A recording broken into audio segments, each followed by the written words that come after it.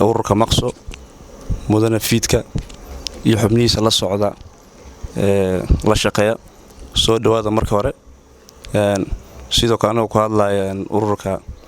ama gudoomiyaha jaamacadda Kampala University xubnihi jaamacadda musiishka jaamacadda oo halkan ku dhan inay kugu soo dhawaan si gacmo furan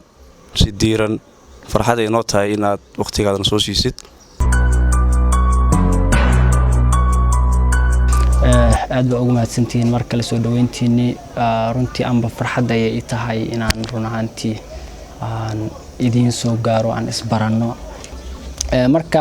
waxaan idin kula dardaarmi lahaa in aad mar walba ka shaqeysaan midnimada iyo midnimada ardada waxa laga yaabaa ardaydeena inta badan Soomaali hadaan nahay runtii markaan isqabsano markaas qof walba dareemaya oo kaalintiisa qaadanaya inaan isqabsano mararka qaar كأنه حواي كان كلو يرادا ور هي كاله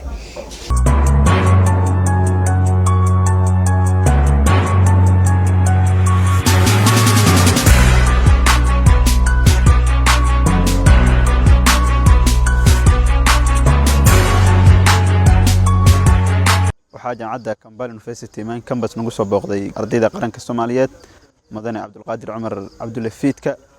waxaana meeshaas ka dhacay kulan runtii aad weyn oo laga wada hadlay waxa muhiim ah oo qosay ardayda Soomaaliyeed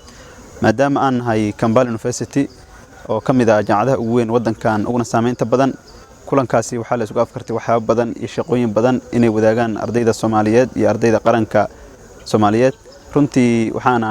waxa lagu farxaa ah in anagoo arday sanadkan jaamacadda Kampala University oo noqdo kulankii koobaad ee ardayda qaranka Soomaaliyeed ay sameeyso ardayda lagu bilaabay waxaan rajeynaa insha Allah taala in kulankaasi uu noqdo mid ficil loo bedeli doono waxaana u mahad celinayaa madaxweynaha ardayda Soomaaliyeed ee Kampala University mudan Ashkir Abukar Ashkir